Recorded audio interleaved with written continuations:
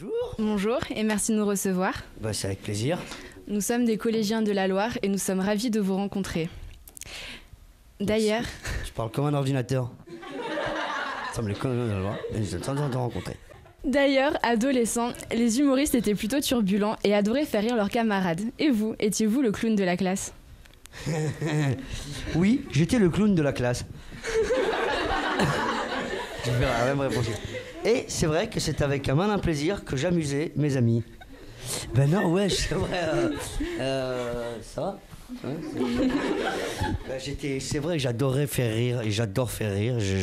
Ça a toujours été mon moteur. C'est très agréable quand tu balances une vanne et que tes copains rient. C'est vrai, c'est un vrai bonheur. Donc ouais, j'ai toujours été un peu le bout en train. Comment tu t'appelles? Alexandra. Hein? Alexandra. Et je propose qu'on fasse comme dans des alcooliques anonymes. Bonjour Alexandra. Ça va mettre là. Ouais, justement, je vais la mettre à l'amende. Je vais la mettre à l'aise. Comment tu t'appelles? Alexandra. Bonjour Alexandra. Quand on lit votre biographie, on voit que vous aimez les défis. Vous avez déclaré aimer l'émission MasterChef. Allez-vous participer un jour à l'émission? Je l'ai fait. J'ai fait Top Chef. J'ai fait Top Chef. Oui, j'adore les défis. C'est vrai que je m'en fixe régulièrement. Souvent, c'est un vrai moteur de se mettre des défis, d'avoir ça comme objectif. Et j'aime surtout bien manger. C'est pour ça que j'ai participé à Top Chef. Et ma femme, elle m'a pistonné. Elle travaillait chez M6 à l'époque. Et j'ai pu faire cette émission. Mais c'est vrai, dès qu'il y a moyen dès qu'il y a moyen de se surpasser, je fonce. Vous avez la double nationalité et vous soutenez à fond les Bleus. On vous en veut pas trop au Maroc? Très bonne question. En tout cas, très bien dite. Non, pas du tout. Je soutiens d'abord qui je veux.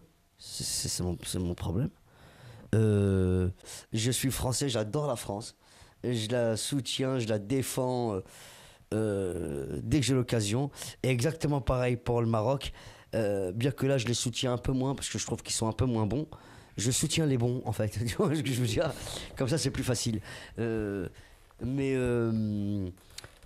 je comprends que tu te poses la question. Je n'ai aucun problème. Bien au contraire, je suis franco-marocain. Vous mettez beaucoup la culture marocaine en avant. Cap ou pas cap de nous faire une leçon de danse orientale? Ah mais elle est bonne elle, comme question relou. Elle fait des bonnes questions relou. Ouais mais alors il faut que tu fasses la derbouka. Alors tu fasses la derbouka.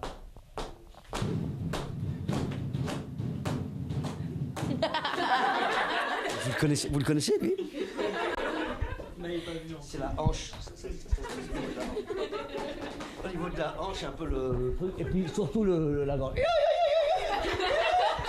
Normalement, c'est tout le corps qui est sollicité. Là, j'en garde un peu, je joue tout à l'heure. Non, on lui fait son échauffement. Mais toi, je te retiens. Comment est née l'idée d'organiser les Marrakech du Rire? Ça s'est fait très naturellement. Ça fait des années qu'on va à Marrakech. Des années qu'on va au Maroc avec mon frère d'ailleurs. La première fois que j'ai eu l'occasion de jouer mon spectacle professionnellement, c'était au Maroc. C'est les associations culturelles marocaines qui nous ont donné l'opportunité de faire la première fois notre métier, dans de bonnes conditions, on va dire. Et puis depuis ce jour, on s'est dit, on aimerait revenir jouer au Maroc, on aimerait rendre au Maroc ce qui nous a filé, parce que c'est vrai que c'était les premiers à croire en nous, via les associations, des RME, je me souviens, résidents marocains à l'étranger. Et puis un jour, quand on a eu un peu plus de succès, et qu'on a eu une assise, tu vois, artistique, et qu'on pouvait solliciter d'autres artistes, comme Gad, Omar et Fred, Zinedine Zidane, Florence Foresti, on s'est pas privé, tu vois. Et le Marocain est un très bon rieur. Il rit à tagine déployée, tu vois, il rit bien. Ça, c'est très agréable. Mais surtout, Marrakech, c'est un écrin formidable pour accueillir ce genre d'événement. D'ailleurs, je vous invite tous à venir. Non, je déconne. Mais si vous voulez venir, on peut s'arranger. On voit avec la prof. Vous êtes madame? Madame Jorin, madame Jorin. Avec madame Jorin. Je suis sérieux, hein, si ça vous amuse, on se met d'accord. Okay. On verra. Vous amenez les meilleurs. Ouais. Les plus drôles. Vous amenez les plus drôles. Pas les meilleurs, les plus drôles. Vu la liste des humoristes au Marrakech du Rire, on imagine vos blagues en coulisses. Entre nous, avez-vous une anecdote à nous raconter? Non, il y en a un milliard. Bon, ça reste entre nous. Vous me le Oui. garantissez? C'est Oui. pas genre je dis ce genre de choses, après c'est repris. Vous êtes sûr? Non, non. Gad est une femme.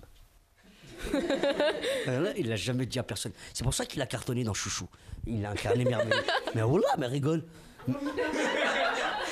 Ben, d'accord. Ben, c'est une anecdote. C'est plus qu'une anecdote, c'est une révélation. C'est une meuf, c'est une meuf. C'est une meuf. Gad est une meuf. Que pensez-vous des événements au Maghreb depuis le printemps arabe? Je pense que le printemps arabe, c'est d'ailleurs toujours un message d'espoir extraordinaire. Tu vois, que les gens se libèrent, que la parole se libère, malheureusement. Et il y a eu beaucoup de morts pour qu'elle se libère, mais de toute manière, de toutes les révolutions naissent des choses positives. C'est grâce aux révolutions que les peuples avancent, tu vois. Maintenant, ce qu'ils vont faire de cette révolution et ce qu'ils sont en train d'en faire, ne me plaît pas trop. J'ai l'impression qu'on stagne. C'était un élan formidable. C'est comme une promesse qu'on n'a pas tenue, tu vois. Ou on va leur laisser le temps, hein, tu vois, aux Arabes. Mais j'étais tellement heureux, j'ai participé à cet élan, j'avais envie que tout de suite Kadhafi dégage, que Ben Ali dégage, ils dégagez tous, et mettez des gens qui ont envie que les choses progressent. Ça progresse d'une manière générale, j'ai l'impression. Même si ça progresse tout doucement, mais ça progresse. J'attends de voir, je ne vais pas tout de suite juger, il faut que les choses se mettent en place. J'ai confiance en les jeunes. Et je pense que quand ils prennent les choses en main, normalement c'est bien.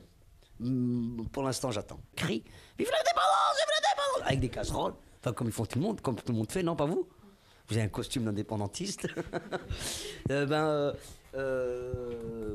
C'est quelque chose qui me concerne un petit peu moins. Évidemment, je suis très au fait de ce qui se passe au Maroc, mais pas à ce point. C'est-à-dire que je ne fête pas la fête de l'indépendance, par exemple, parce que je suis en France. Et comme on la fête pas en France, je la vois pas.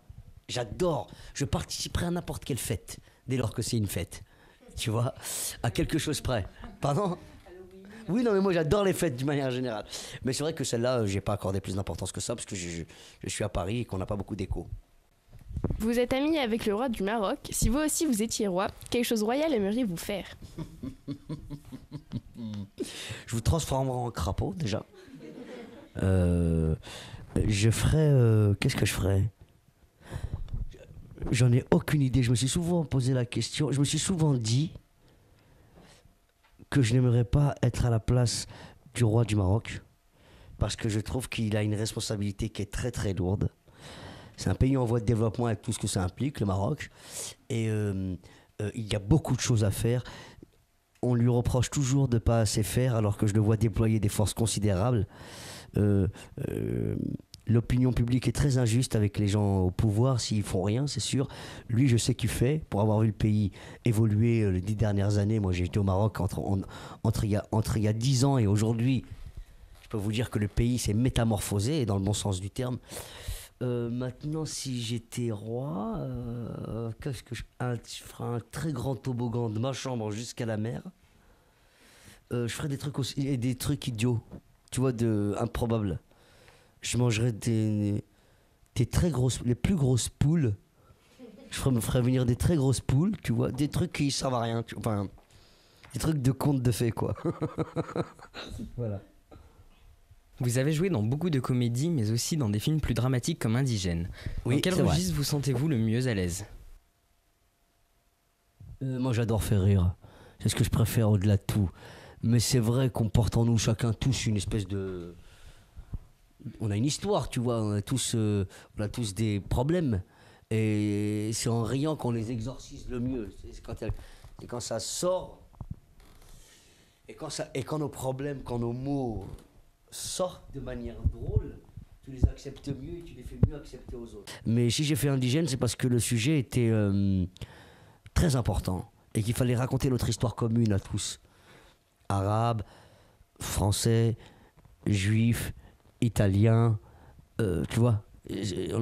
On s'est tous tenu la main et on a tous combattu contre le nazisme. Et c'est important de le rappeler aujourd'hui, quand des gens oublient qu'on est de la même famille.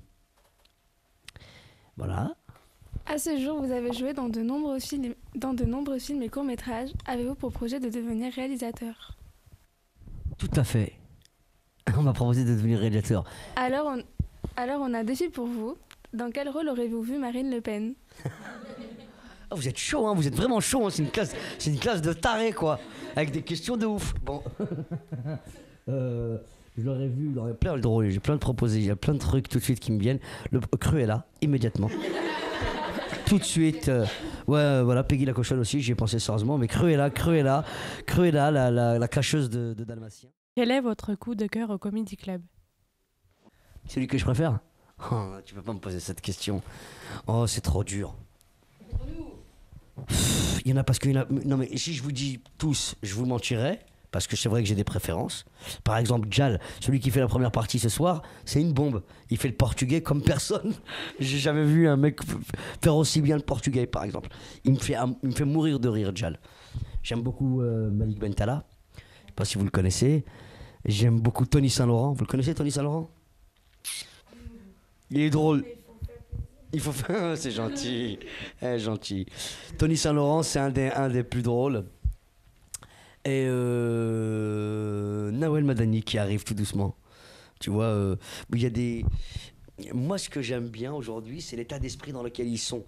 Ils se posent plus de questions. Ils sont moins. Ils sont meilleurs que nous quand on a commencé. Qu'est-ce qu'on ressent quand on joue à guichet fermé? Alors écoute, honnêtement, je suis très très heureux, c'est vrai. Je boude pas mon plaisir. C'est une expression bavaroise. À toi de te renseigner pour savoir ce que ça veut dire. Hein. Je boude pas mon plaisir. Je suis très heureux. C'est vrai, j'ai joué devant 2 personnes pendant très très longtemps, pendant des années et des années. 2, 3, 4. C'était mon frère qui était à la technique, à la régie, et mon pote Papy qui nous emmenait. Il s'appelle Alain Degois, mais son surnom c'était Papy. Il mange du fromage. Il fait que ça dans la vie. Il mange du fromage et il respire. C'est vrai, voilà, il fait que ça. Mais voilà, je me souviens, je peux pas oublier le parcours. Quand je vois beaucoup de monde, je suis très très fier, c'est sûr que ça me rassure, mais j'ai le syndrome de l'huissier, moi encore. Ça veut dire j'ai peur que tout s'arrête tout le temps. Enfin, pas tout le temps, mais j'ai peur que ça s'arrête. Donc quand je joue, je prends, je vis les moments présents. C'est pas juste une connerie, hein, c'est un vrai truc. Je suis dans le moment. Je suis pas dans le passé, je suis pas dans le futur. Je suis là avec vous tout de suite. Et je prends le plaisir de répondre à des questions de jeunes gens qui me connaissent pas et que j'ai sûrement fait rire une fois ou deux, tu vois. Surtout toi, je t'ai bien fait rire. Toi, je vois que je t'ai fait rire. À ta tronche, je le vois bien. J'ai beaucoup de plaisir à voir et à rencontrer des gens que j'ai pu faire kiffer parce que ça me fait kiffer. Donc une salle, jouer à guichet fermé, c'est la classe. Mais j'oublie pas que j'ai pas toujours joué à guichet fermé. Voilà ce que ça me fait. Quand on regarde vos 3 dernières affiches de spectacle, on voit que vous avez beaucoup évolué. Tu vois, déjà, tu poses la question. Déjà, t'es plus détendu que tout à l'heure. On a moins affaire à un Macintosh, là. Hein, tu vois, elle est plus détendue, c'est vrai, là. Non, tu vois, dans le ton. Pardon, je t'ai coupé. Vous êtes passé de la veste en jean basket à la chemise blanche pour finir au pantalon de costume noir. Avez-vous peur tu vois un pantalon de costume noir? Non, mais pas maintenant, mais sur les affiches. Les 3 affiches, c'est flagrant au niveau de l'image. Ah oui. Les 3 affiches. Oh merde, c'est vrai? Vous avez peur qu'on vous prenne pas assez au sérieux? Essaye de la faire plus cool. Non, mais non, c'est pas con ce que tu dis. Mais j'aime bien vos questions. En tout cas, j'aime beaucoup vos questions. Je trouve qu'elles sont sensées, réfléchies et il y a souvent des journalistes de renom n'ont pas ce genre de questions à nous poser. Franchement, ça fait plaisir. Je sais pas ce que vous allez faire dans la vie, mais en tout cas, vous êtes bien partis si vous êtes journaliste. Ouais, d'accord. Je vous invite tous au Comedy Club déjà. Et si vous voulez interviewer des gens, je vous pistonnerai. Ce que je veux dire, c'est j'ai pas réfléchi. Ça s'est fait naturellement, bizarrement. J'ai pas pensé à mon costume le jour de la photo. Je vous jure. Hein. Mais c'était l'état d'esprit dans lequel j'étais au moment où j'ai pris cette photo. Je venais d'avoir un enfant et maintenant ça a changé. Enfin, tu vois. J'ai toujours une veste, j'ai toujours un pantalon noir, mais c'est un survêt. Et j'ai mis des chaussures vernies, ce qui va absolument rien dire, on est d'accord, hein, tu vois. C'est un peu le foutoir dans ma tête, hein, ça je te l'accorde, hein, tu vois. Ouais, mais ça prouve bien que il Il y a une espèce de... C'est très intéressant parce qu'effectivement, à travers ce que tu portes, tu peux quand même raconter un peu qui t'es. Quand j'ai eu un enfant, la première fois, je me suis posé la question de est-ce qu'il fallait que je sois sérieux d'un coup, tu vois. Est-ce qu'il avait besoin que je sois sérieux? Est-ce qu'il faut maintenant arrêter de jouer au con? Et puis, quand il te pose des questions, tu as une responsabilité soudaine que j'avais pas il n'y a pas si longtemps. Eh ben, je m'en fous. Mais il a fallu que je m'en fous, il est beaucoup plus mature que moi et plus responsable que moi, mon fils, alors qu'il a 4 ans bientôt, hein, tu vois. C'est vrai, je me suis posé des questions qui n'étaient pas les bonnes. Et ça, si tu as pu voir une évolution à travers l'affiche, effectivement, même à travers les 3 spectacles, il y a une certaine maturité, ça c'est sûr. Je vais pas dire toute ma vie, mesdames et mesdames, tu vois. Je l'ai dit à une époque, je l'ai bien dit, dites-moi pas que c'est pas vrai, il y en a d'autres qui arrivent, c'est le personnage il évolue, il change, vous évoluez, vous changez, il faut pas stagner, tu vois, il faut pas, si j'étais revenu avec le même costume, tu te serais dit, mais il se passe rien dans sa tronche ni dans sa vie, non, je suis en perpétuel mouvement, ça bouge tout le temps dans ma tête, et je me pose toujours des questions en permanence et j'ai jamais les réponses. Voilà. Et effectivement, c'est vrai que j'ai grandi. Et ben merci pour tout. Merci à vous.